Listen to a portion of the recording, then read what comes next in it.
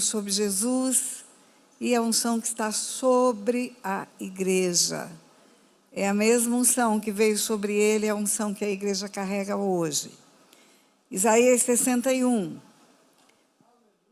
O Espírito do Senhor Deus está sobre mim, porque o Senhor me ungiu para pregar boas novas aos quebrantados. Enviou-me a curar os quebrantados de coração, a proclamar libertação aos cativos e a pôr em liberdade os algemados, a apregoar o ano aceitável do Senhor e o dia da vingança do nosso Deus, a consolar todos os que choram e a pôr sobre os que em Sião estão de luto uma coroa em vez de cinzas, óleo de alegria em vez de pranto, veste de louvor em vez de espírito angustiado, a fim de que se chamem carvalhos de justiça plantados pelo Senhor para a sua glória. Até aí. Diga glória a Deus. Diga que bom que a unção messiânica vem para transformar, vem para modificar e vem para restaurar. Essa profecia foi escrita por Isaías 700 anos antes da vinda de Jesus. O profeta Isaías nasceu no ano 685 e ele escreveu aquilo que Deus determinou que escrevesse. Não sabia ele, porque os profetas são usados por Deus para predizer coisas futuras. Não sabia ele que se tratava da unção que uniria céus e terra. Desde o início do mundo, desde a fundação do mundo, Deus, conhecedor do futuro, sabedor de todas as coisas, planejou um dia determinado, um dia da vinda do seu Filho ao mundo. E planejou que o seu Filho viria em carne como homem comum, nasceria de mulher. Mas haveria um dia em que céus e terra se encontrariam para que a unção do Espírito Santo viesse sobre o Filho de Deus que estava na terra, como Filho do homem, para trazer a plenitude do seu ministério. Isso aconteceu no Jordão. Ali no Rio Jordão, na hora do batismo de Jesus, quando a voz do Pai foi ouvida dizendo: "Este é o meu Filho amado, em quem me comprazo", e o Espírito vem em forma de pomba, ali a Trindade se une, céu e terra se unem, e a autoridade espiritual do céu vem para a terra. Só ali e só a partir dali, Jesus pôde cumprir o seu ministério e o seu chamado. Até ali não se tem notícia dele enfrentar Satanás. Só depois dessa unção messiânica foi-lhe dada permissão para encontrar-se com o diabo. Só a partir da unção messiânica, ele anda pela terra fazendo os milagres que fez. O marco foi o Rio Jordão. E eu quero chamar a sua atenção para um Jordão espiritual. Existe um Jordão espiritual, que não é apenas um rio, não é apenas uma corrente de águas. É um lugar sobrenaturalmente estabelecido por Deus. Quando o povo saiu do Egito, atravessou o Mar Vermelho, e o Mar Vermelho representou o fim do cativeiro. Entretanto, só depois que atravessou o Jordão, adentrou na terra prometida. Só depois que passou o outro lugar, a outra água que se abriu, a outra travessia foi feita, só aí entrou no lugar da vida abundante, da terra prometida por Deus. Lugar de prosperidade, lugar de paz, lugar de leite que manava leite e mel. Que tinha cidades que eles não edificaram, casas que eles não construíram, cheias de tudo de bom que eles não adquiriram, negócios excelentes. Só depois da travessia do Jordão. O Jordão é um marco espiritual de novo tempo. O Jordão é um marco espiritual de cura também. Se você se lembra, há uma referência bíblica de um homem general da Síria chamado Naamã, cheio de medalhas, cheio de honras, porém leproso. E esse homem foi levado até a presença do profeta Eliseu, em busca de cura. Alguém que servia na casa dele disse: olha, lá em Israel tem um profeta, e tem um profeta que pode curar, porque ele tem um Deus que cura. E Naamã foi em busca de cura com toda a sua empáfia, com todo o seu orgulho, e chegou naquele lugar com cartas do rei da Síria, como que o povo de Israel e o rei de Israel fossem obrigados a fazer alguma coisa para a Síria, mas termina ele chegando até a presença do profeta, e o profeta nem se apresenta para ele, nem sai para dar honras como ele esperava, mas dá um comando: mergulha no Jordão 7 vezes. Quase que ele volta para a Síria com as suas lepras, mas porque tinha homens que o amavam no meio do exército e que disseram: por que o senhor não faz o que o profeta disse? O senhor chegou até aqui, mergulha. E ele mergulhou, e após mergulhar 7 vezes, ele foi curado. Eu quero juntar para você essas 3 histórias bíblicas. Existe um Jordão espiritual. O primeiro momento do Jordão espiritual é onde você sai do cativeiro, deixa para trás o que para trás ficou, e você entra num lugar que tem promessas para você. No lugar onde Deus diz que você teria o melhor da terra. No lugar onde Deus disse que você teria vida abundante. No lugar onde você não está mais cativa e oprimida do diabo. E esse lugar foi acessível depois da travessia do Jordão. Também existe um outro Jordão espiritual, aonde vem a autoridade do céu para a terra, quando Jesus está ali sendo batizado e aparece sobre ele uma unção messiânica, que não é só para salvar, nem só para curar enfermidades do corpo, nem só para libertar cativos e oprimidos do diabo, mas vem para transformar o pranto em alegria. Vestes de louvor em vez de espírito angustiado. Há um plano de Deus, há um Jordão espiritual, onde a autoridade vem do céu para a terra para te salvar, para te curar, para te libertar e para restaurar a sua sorte. Existe esse lugar. Esse lugar é nessas águas espirituais. E esse lugar é lugar de cura. É lugar onde feridas escondidas, segredos do coração, lepras que ninguém conhece, que estão debaixo de vestidos bonitos, que estão debaixo de sorrisos bonitos, mas que podem ser curadas se forem expostas a Deus, no mergulho nesse Jordão espiritual. E é disso que eu quero falar com você. Nós caminhamos pela terra sujeitas a muitas feridas. Começam nas nossas meninices, nas nossas infâncias. A minha história é uma prova viva disso. Ferida dentro de casa, ferida por pessoas que amamos, feridas por pessoas que deveriam cuidar e proteger as nossas vidas, mas são exatamente aquelas pessoas que nos afrontam, que nos magoam. Depois prossegue. Feridas nos relacionamentos com amigos, feridas nos relacionamentos conjugais, quantos casamentos que terminam em violência doméstica, quantos casamentos que terminam em afrontas, em adultérios, em dores profundas, e vamos ficando marcadas por lepras, escondidas e muito bonitas. Temos jargões evangélicos: paz do Senhor, meu irmão, paz do Senhor.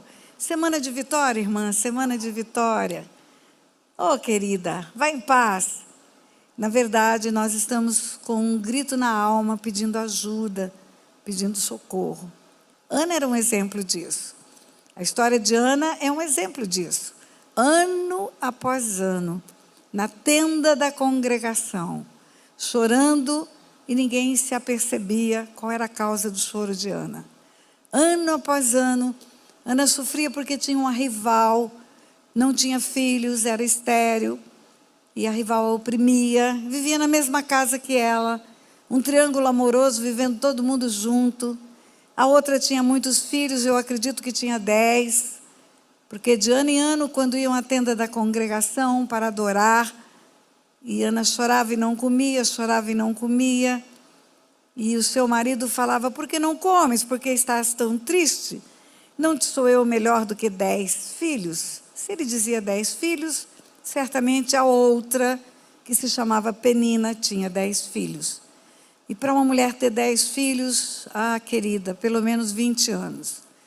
Pelo menos 20 anos entre uma gravidez e um parto, e uma gravidez e um parto, e uma gravidez e um parto. Imagine 20 anos, uma mulher sendo oprimida na sua própria casa, na sua própria família. Isso acontece muito. Está cheio de Anas por aí. E Ana tinha um problema adicional, porque além da ferida que tinha dentro de casa, além do marido omisso, que não percebia o que havia de errado, porque choras, porque estás tão triste, porque não comes, eu não te sou melhor do que 10 filhos, significa eu sou o bonzão na sua vida, eu não te basto. Hoje talvez o homem dissesse: você tem cartão de crédito, tem carro, você tem casa para morar, por que você está triste?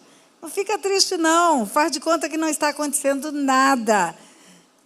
Além desse problema sério, além desse marido omisso, Ana tinha um sacerdote que não fazia o seu papel.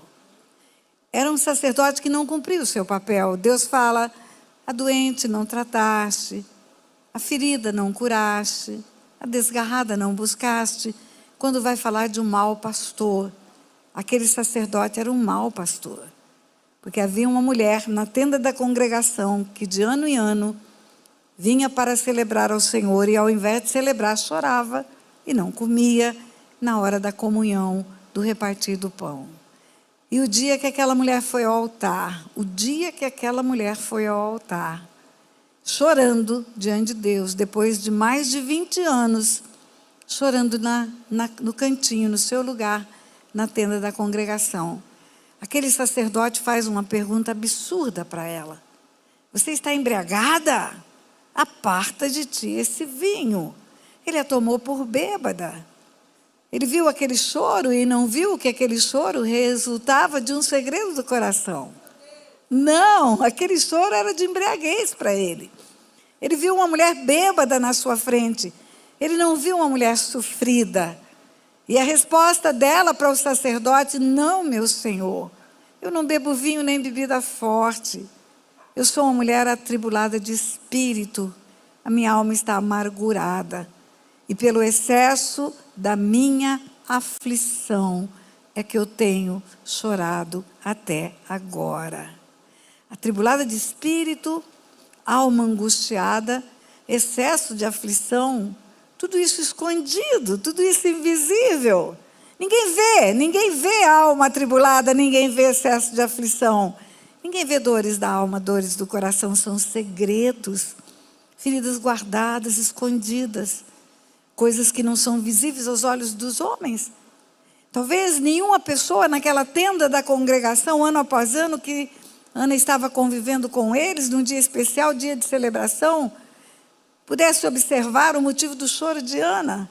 Mesmo vendo ela entrando ano após ano sem nenhum filho, nenhuma gravidez, e vendo a sua rival, a outra mulher que vivia na sua casa, ano após ano, entrando ou grávida, ou carregando uma criança nos braços, ou grávida, ou carregando uma criança nos braços. Ninguém podia imaginar que aquilo tudo era opróbrio demais para Ana. Ninguém podia imaginar que o que a fazia chorar não era emoção diante do que ela estava vivendo na tenda da congregação, mas sim alguma coisa que estava gritando dentro dela. Cada lágrima era um grito que ninguém escutava. Porque você está embriagada, mulher? Aparta de ti esse vinho. Aquele que tinha obrigação de chamar Ana e levar Ana para a cura. Aquele que tinha obrigação de chamar o marido de Ana, o Eucana, e falar: arruma a tua casa, rapaz. Olha o que está acontecendo. Não fazia nada. Ninguém fazia nada. Ninguém fazia nada por aquela mulher. E lá estava aquele segredo do coração. aniquilando a alegria, acabando com planos, acabando com projetos. Muitas pessoas estão vivendo isso. Depressão profunda, tristeza, uma angústia que não acaba com qualquer coisa. Pode vir o amigo e dizer, levanta, mas ela não quer sair da cama. Pode vir o parente falar, abre a janela, deixa a luz do sol entrar no seu quarto. E ela quer ficar escondida no escuro, em cima de uma cama, porque a dor que ela sente, ela não consegue processar e não consegue ficar livre dela. Ela precisa de ajuda. Existe um lugar onde tem essa ajuda. É um Jordão espiritual, a unção messiânica. É a unção que vem do Espírito Santo na terra. É a unção que vem para salvar, para curar e para libertar. Mas sabe, nós fomos ensinadas com uma mentira. A mentira é, aquele que está em Cristo é nova criatura, coisas velhas já passaram, tudo se fez novo, e você não tem mais motivos para ser triste, e você não tem mais motivo para ter depressão, e você não tem mais motivo para chorar. Mas isso não é verdade. Aquele que está em Cristo é nova criatura, sim, no que concerne a nascer de novo. Mas aquele que está em Cristo agora tem acesso ao Espírito Santo. E o Espírito Santo e a palavra de Deus é que podem produzir cura em nós. Jesus fala, Ele fala, eu sou a videira verdadeira, meu Pai é o agricultor, todo ramo que está em mim, meu Pai limpa. Então estar em Cristo é estar no lugar onde há possibilidade de limpeza. Estar em Cristo é estar no lugar onde pode vir a cura.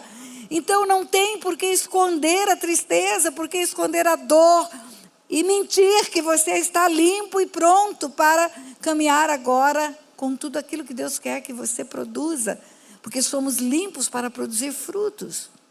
E uma pessoa ferida não frutifica. Uma pessoa ferida não pode curar ninguém. Uma pessoa ferida não pode tratar de ninguém que está ferido. É preciso ser curada para curar. É preciso ser restaurada para restaurar pessoas. E há esse lugar é um Jordão espiritual. É um lugar onde a unção messiânica vem, e junto com a unção messiânica vem a salvação. E aqui não diz, a salvação traz o resto, não. Aqui diz assim, Ele me ungiu para pregar boas novas. É o começo. Enviou-me a curar os quebrantados de coração, é a continuação. A proclamar libertação aos cativos é o prosseguimento. E liberdade aos oprimidos é a continuidade. É nele que há a possibilidade de cura e de libertação. É nele que há a possibilidade de restauração das emoções. É nele que podemos tirar o luto e colocar uma coroa naqueles que estão enlutados. Uma coroa em vez de cinzas.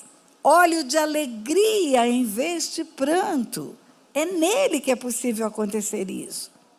Não significa que você chega pronta. Não significa que você já chega perfeita e acabada, porque um dia levantou a mão. Você está apenas no começo. Quando ele diz, eu sou o caminho, a verdade e a vida, ninguém vem ao Pai senão por mim. Ele não está falando de sinônimos. Caminho não é sinônimo de verdade, e verdade não é sinônimo de vida. Caminho é sinônimo de estrada, caminho é sinônimo de vielas, mas não é sinônimo de verdade.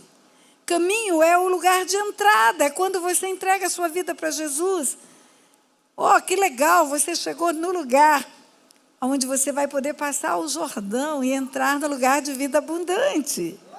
Você deixou o Egito, você saiu do lugar de trevas, você deixou a umbanda, quimbanda, idolatria, tudo que é banda do inferno, onde você andou por engano, e agora você entrou no novo e vivo caminho. E esse caminho é um caminho de vida.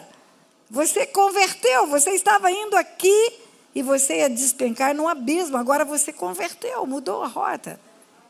transformou o caminho num caminho de vida. E quando você entra nesse caminho, você conhece a verdade. A verdade não é uma filosofia. A verdade não é um estilo de vida. Não é um conceito. A verdade é uma pessoa. É a pessoa de Jesus. Eu sou o caminho à verdade. Ele é a verdade. E conhecereis a verdade vos libertará.